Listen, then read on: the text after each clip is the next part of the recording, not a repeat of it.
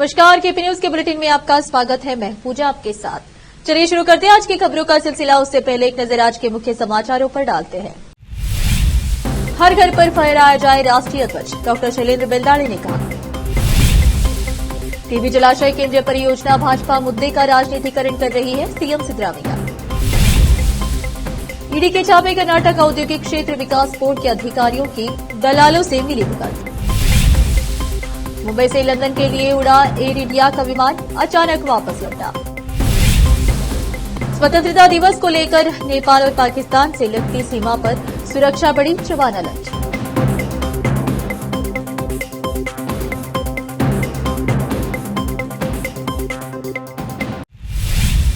समाचारों का सिलसिला शुरू करते हुए देखते हैं समाचार विस्तार से। 15 अगस्त स्वतंत्रता दिवस के उपलक्ष्य में हर घर तिरंगा कार्यक्रम का आयोजन किया गया और सभी लोग अपने घरों पर राष्ट्रीय ध्वज फहराकर देश के प्रति अपना प्रेम व्यक्त करें, शैलेंद्र बेलदाड़े ने कहा। उन्होंने बुधवार को जिला प्रशासन बीदर की ओर से बीदर किले के जिला नेहरू स्टेडियम तक हर घर तिरंगा यात्रा का शुभारंभ करते हुए यह बात कही। जनता को तिरंगे फोटो के साथ सेल्फी लेनी चाहिए। सभी को 78वें स्वतंत्रता दिवस की शुभकामनाएं। उन्होंने कहा कि तिरंगा यात्रा जैसे विभिन्न कार्यक्रमों में भाग लेने से हमारे अंदर देशभक्ति और राष्ट्रीय भावना जागृत होती है। जिला कलेक्टर शिल्पा शर्मा ने बताया कि स्वतंत्रता दिवस समारोह के तहत हर घर तिरंगा, बाइक रैली और दौड़ सहित कई कार्यक्रम आयोजित किए गए हैं। उन्होंने कहा कि उन्हें बहुत खुशी है कि इस रैली में विभिन्न स्कूलों और कॉलेजों के कई छात्रों ने भाग लिया। उन सभी को स्वतंत्रता दिवस की शुभकामनाएं। हर घर तिरंगा यात्रा बीदर किले से Mohammed Gawan chowk, Ambedkar circle, Shivaji circle, Haralayya circle होते हुए जिला नेहरू स्टेडियम तक निकली। इसमें विभिन्न विद्यालयों एवं महाविद्यालयों के छात्र छात्राओं, जिला स्तर के विभिन्न विभागों के अधिकारियों एवं विभिन्न संगठनों के पदाधिकारियों ने भाग लिया। स्वतंत्रता दिवस के अवसर पर हर घर तिरंगा अभियान के तहत चिटगुप्पा में बाइक रैली निकाली गई। इस रैली को हरी झंडी तहसीलदार मंजुनाथन पांचाल ने दिखाकर आगाज किया। यह रैली शहर के बसवेश्वर चौक, गांधी चौक, नेहरू चौक सहित अन्य मुख्य चौक से होते हुए शिवाजी चौक पहुंचकर समाप्त हुई। सभी बाइक पर तिरंगा लहरा रहे थे। इस अवसर पर तालुका पंचायत के ईओ लक्ष्मी बिरादर, नगर सभा के आयुक्त हस्म मोइद्दीन बाबा, पीएसआई बाशु मियां, स्वास्थ्य अधिकारी डॉक्टर हरीशकार सहित अन्य उपस्थित थे। रोकते समाचारों का सिलसिला ब्रेक के लिए, जल्द लौटते हैं ब्रेक के बाद। कील मुहासों के दाग, मस्सा, बालों का झड़ना, गंजापन, चेहरे पर अनचाहे बालों से परेशान लोगों के लिए खुशखबरी। अब इन सभी प्रकार की समस्याओं को दूर करने के लिए शहर बीदर में खुल गया है Biyani skin and hair clinic, cosmetic and laser centre, जहां पर त्वचा, बालों एवं चेहरे पर दाग धब्बे, शरीर में खुजली, नाखूनों से संबंधित बीमारी के अलावा और भी कई बीमारियों का इलाज किया जाता है। इसके अलावा बीदर में पहली बार यहां पर अनचाहे बालों को निकालने के लिए लेजर ट्रीटमेंट अवेलेबल है। अपने खोए हुए बालों के लिए पीआरपी और जीएफसी थेरेपी अवेलेबल है। यहां पर लेजर द्वारा टैटू भी रिमूव किया जाता है और मस्से भी निकाले जाते हैं। Doctor Vinay Kumar Biyani MBBS MD, consultant dermatologist, cosmetologist and trichologist की निगरानी में चलाए जाने वाले स्किन एंड हेयर क्लिनिक में आकर अपनी बीमारियों और समस्याओं को दूर कीजिए और इस क्लिनिक के इलाज से फायदा उठाइए। आज ही चले आइए। यहाँ पर बीदर के अलावा महाराष्ट्र और तेलंगाना से भी पेशेंट आकर लाभ उठा रहे हैं। पहले पीआरपी थेरेपी और लेजर ट्रीटमेंट के लिए लोग हैदराबाद जाते थे। अब यह सब चीजें यहीं बीदर में उपलब्ध है। नई कमान के पास बस स्टॉप के सामने बिल्डिंग में हमारा क्लिनिक है। चले आइए Biyani skin and hair clinic, cosmetic and laser centre. Timing सुबह 11 बजे से 9 बजे तक, 11 to 9 PM। अपॉइंटमेंट के लिए इस नंबर पर संपर्क कीजिए 9243573333। ब्रेक के बाद आपका स्वागत है। आइए देखते हैं अन्य समाचार। मुख्यमंत्री सिद्धरामैया ने भाजपा पर बुनियादी मुद्दों तुंगभद्रा बांध के शिखर द्वारा टूटने से संबंधित के बारे में भी अनभिज्ञ होने और हर चीज का राजनीतिकरण करने का आरोप लगाते हुए मंगलवार को कहा कि तुंगभद्रा जलाशय शिखर द्वारा संख्या 19 की घटना पर मैं किसी को भी दोष देने के लिए तैयार नहीं हूं। बुधवार को यहां मीडिया से बात करते हुए सीएम ने कहा कि तुंगभद्रा बोर्ड के अध्यक्ष भारत सरकार द्वारा नियुक्त अध्यक्ष होता है और आंध्र प्रदेश, कर्नाटक और तेलंगाना के सदस्य इसमें शामिल होते हैं। जलाशय के प्रबंधन की जिम्मेदारी तुंगभद्रा मोड़ की है, लेकिन मैं इस मामले में किसी को दोषी नहीं मानता। उन्होंने कहा कि क्रेस्ट गेट नंबर 19 तकनीकी कारणों से टूटा था, लेकिन उपाय या सुझाव देने के बजाय कई भाजपा नेता मौके पर आए और उन्होंने कोई समाधान नहीं बताया। उम्मीद है कि मौसम पूर्वानुमान के अनुसार 17 अगस्त से बारिश होगी। इस कठिन परिस्थिति में हम पानी बचाने के लिए हर संभव प्रयास कर रहे हैं। किसानों को चिंता करने की जरूरत नहीं है, क्योंकि आने वाले दिनों में बारिश के बाद जलाशय एक बार फिर पानी से लबालब हो जाएगा। मैं फिर से आकर बागीना बांध को समर्पित करूंगा। प्रवर्तन निर्देशालय ईडी बेंगलुरु क्षेत्रीय कार्यालय ने 9 अगस्त को बेंगलुरु और धारवाड़ में 12 अलग अलग परिसरों पर तलाशी अभियान चलाया। धन शोधन निवारण अधिनियम 2002 के प्रावधानों के तहत की गई छापेमारी कर्नाटक औद्योगिक क्षेत्र विकास बोर्ड धारवाड़ क्षेत्रीय कार्यालय द्वारा भूमि अधिग्रहण में की गई कथित धोखाधड़ी से संबंधित थी। केआईएडीबी ने हुबली हवाई अड्डे और आईआईटी धारवाड़ जैसी परियोजनाओं के लिए संपत्ति अधिग्रहित की थी। यह छापेमारी केआईएडीबी मुख्यालय सहित बेंगलुरु में 7 परिसरों और केआईएडीबी क्षेत्रीय कार्यालय धारवाड़ सहित धारवाड़ हुबली में 5 परिसरों पर की गई। ईडी ने केआईएडीबी धारवाड़ के पूर्व विशेष भूमि अधिग्रहण अधिकारी पीडी सज्जन और उनके साथ जुड़े अन्य लोगों, जिनमें रियल एस्टेट एजेंट भी शामिल है, उनके खिलाफ दर्ज एफआईआर के आधार पर जांच शुरू की। बाद में मामला सीआईडी को सौंप दिया गया। एफआईआर और चार्जशीट में कहा गया है कि सज्जन और धारवाड़ केआईएडीबी के अन्य अधिकारियों ने भूमि अधिग्रहण के लिए मुआवजे के बहाने 7 व्यक्तियों को 19.99 करोड़ रुपए मंजूर करने के लिए भूमि दलालों और अन्य आरोपियों के साथ साजिश रची, लेकिन इन लोगों को पहले ही मुआवजा दिया जा चुका था, जिससे सरकारी खजाने को नुकसान हुआ। छापेमारी के दौरान मिले सबूतों से पता चला कि इस तरीके से कुल 72.55 करोड़ रुपए की हेराफेरी की गई है। मुंबई से लंदन के लिए उड़ान भरने के बाद एयर इंडिया के एक फ्लाइट को वापस मुंबई एयरपोर्ट पर उतारना पड़ा। बताया जाता है कि तकनीकी खराबी के चलते फ्लाइट को वापस मुंबई लैंड करना पड़ा।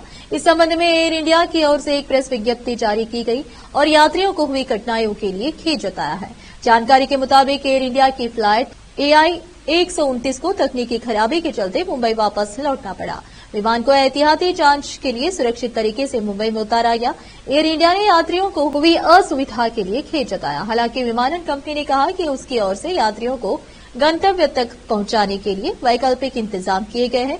विमानन कंपनी ने कहा कि यात्री अगर चाहे तो उनके वैकल्पिक व्यवस्था के तहत अपने आगे की यात्रा जारी रख सकते हैं। वहीं कंपनी ने टिकट कैंसिल पर पूरा पैसा वापस करने की बात भी कही है। साथ ही अगर कोई यात्री बाद की किसी तारीख पर यात्रा करना चाहे तो उसके लिए भी निःशुल्क आगे के टिकट बुक कराए जा सकते हैं। 15 अगस्त स्वतंत्रता दिवस को लेकर भारत नेपाल अंतर्राष्ट्रीय सीमा और भारत पाकिस्तान सीमा पर सुरक्षा के कड़े इंतजाम किए गए हैं। महाराजगंज जनपद के भारत नेपाल बॉर्डर पर पुलिस और सशस्त्र सीमा बल के जवान पूरी तरह से अलर्ट मोड में हैं। नेपाल से भारत में प्रवेश कर रहे सभी लोगों की सघन जांच की जा रही है। सुरक्षा बलों ने ड्रोन कैमरों के माध्यम से भी निगरानी तेज कर दी है।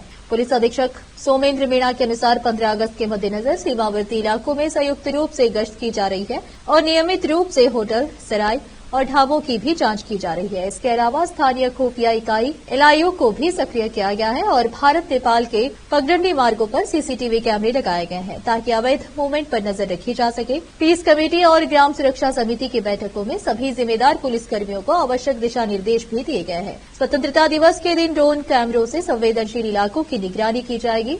वहीं 15 अगस्त से पहले भारत पाकिस्तान सीमा पर भी सुरक्षा बलों को अलर्ट पर रखा गया है। पाकिस्तान में कुछ लॉन्चिंग पेड़ों पर आतंकवादी भारतीय क्षेत्र में घुसपैठ के लिए तैयार रहते हैं। इस खतरे से निपटने के लिए भारतीय सेना के जवान आधुनिक उपकरणों के साथ सीमा पर पूरी तरह तैनात है। सीमा पार से होने वाली किसी भी गतिविधियों का मुकाबला करने के लिए जवान पूरी तरह से सतर्क है। फिर से रोकते समाचारों का सिलसिला एक ब्रेक के लिए, जल्द लौटते हैं ब्रेक के बाद।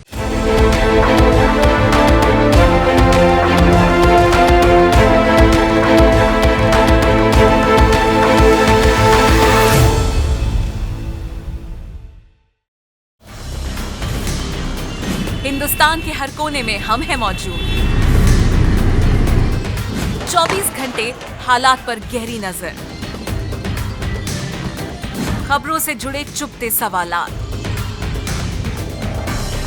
और आपको दिखाता है धार्मिक, सामाजिक, राजनीतिक, लोकल और इंटरनेशनल न्यूज की सबसे बेहतर कवरेज जो आपको रखती है हर पल बाखबर। देश और दुनिया भर की खबर के लिए देखते रहें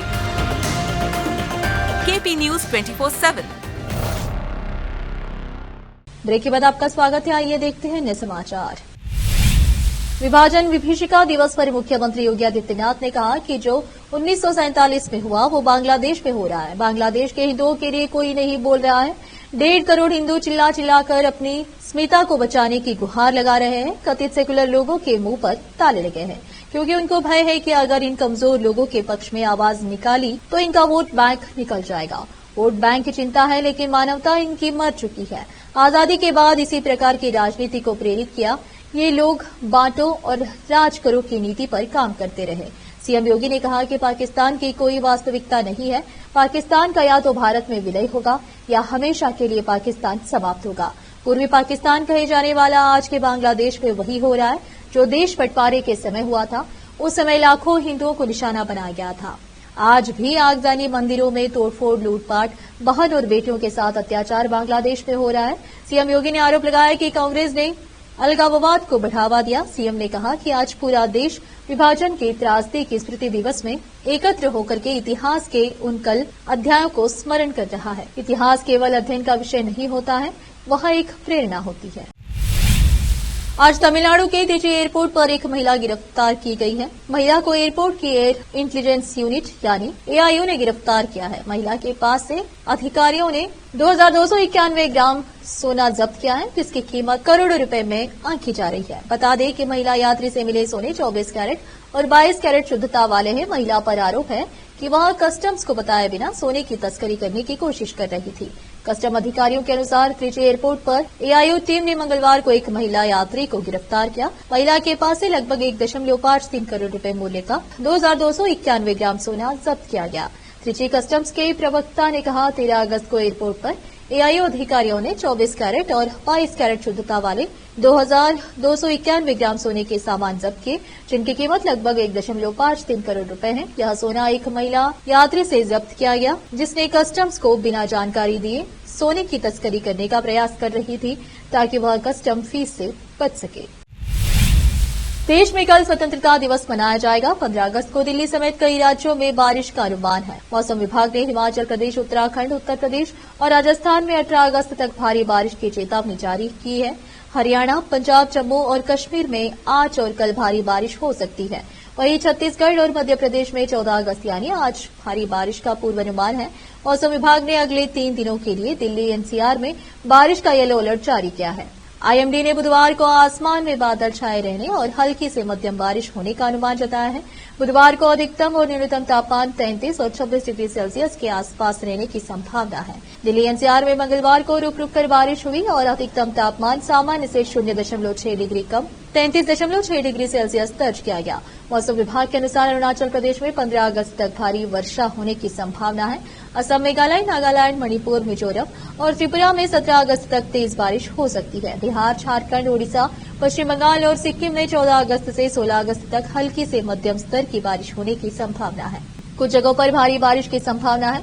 मौसम विभाग ने 16 अगस्त तक तमिलनाडु, पुडुचेरी, कर्नाटक, केरल और लक्षद्वीप में भारी बारिश की भविष्यवाणी की है। पश्चिम एशिया में जंग की गहराती आशंकाओं के बीच अमेरिका ने इजरायल को $20 अरब के हथियारों की बिक्री को मंजूरी दे दी है। इन हथियारों में लड़ाकू जेट विमान से लेकर हवा से हवा में मार करने वाली अत्याधुनिक मिसाइलें शामिल है। अमेरिकी विदेश विभाग की तरफ से यह जानकारी दी गई है। विभाग ने बताया कि इजरायल के जंग में उलझने की आशंकाओं के बीच कांग्रेस अमेरिकी संसद को तेल अवीव को 50 से अधिक 15 लड़ाकू विमान, मध्यम दूरी की हवा से हवा में मार करने वाली अत्याधुनिक मिसाइल, AAM 120 mm के गोले, मोर्टार और स्मारक वाहन सहित अन्य हथियारों एवं सैन्य उपकरणों की बिक्री संबंधी प्रस्ताव के बारे में सूचित किया गया है। हालांकि इजरायल को निकट भविष्य में ये हथियार और सैन्य उपकरण हासिल होने की उम्मीद नहीं है क्योंकि आपूर्ति संबंधी अनुबंध को पूरा करने में कई वर्ष लगेंगे। इजरायल को इन हथियारों और सैन्य उपकरणों की बिक्री का मकसद यह है कि वह लंबी अवधि में अपनी सैन्य क्षमता में इजाफा कर सके। विदेश विभाग ने एक विज्ञप्ति में कहा, अमेरिका इजरायल की सुरक्षा के लिए प्रतिबद्ध है। एक पुख्ता और मुस्तैद आत्मरक्षा क्षमता हासिल करने तथा उसे बनाए रखने में इजराइल की मदद करना अमेरिका के राष्ट्रीय हितों के लिए महत्वपूर्ण है। यह प्रस्तावित बिक्री उद्देश्यों के अनुरूप है। गाजा में जारी जंग में बड़ी संख्या में नागरिकों की मौत के बीच इजराइल को सैन्य सहायता घटाने की अमेरिकी सांसदों की बढ़ती मांग के मद्देनजर बाइडेन प्रशासन को नई मदद की घोषणा के साथ कुछ कटौती का भी ऐलान करना पड़ा है। इसमें इजराइल को 2000 पाउंड के हथियारों की एक खेप की आपूर्ति रोकना शामिल है। फिर से एक नजर मुख्य समाचारों पर। हर घर पर फहराया जाए राष्ट्रीय ध्वज, डॉक्टर शैलेंद्र बेल्लाड़े ने कहा। टीबी जलाशय केंद्रीय परियोजना भाजपा मुद्दे का राजनीतिकरण कर रही है, सीएम सिद्धरामैया। ईडी के छापे कर्नाटक औद्योगिक क्षेत्र विकास बोर्ड के अधिकारियों की दलालों से मिलीभगत। मुंबई से लंदन के लिए उड़ा एयर इंडिया का विमान, अचानक वापस लौटा। स्वतंत्रता दिवस को लेकर नेपाल और पाकिस्तान से लगती सीमा पर सुरक्षा बढ़ी, जवान अलर्ट।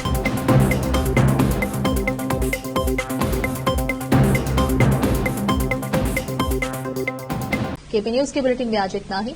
आप देख रहे थे केपी न्यूज। अन्य समाचारों के लिए जुड़े रहिए हमारे चैनल से। केपी न्यूज 24/7 से धन्यवाद।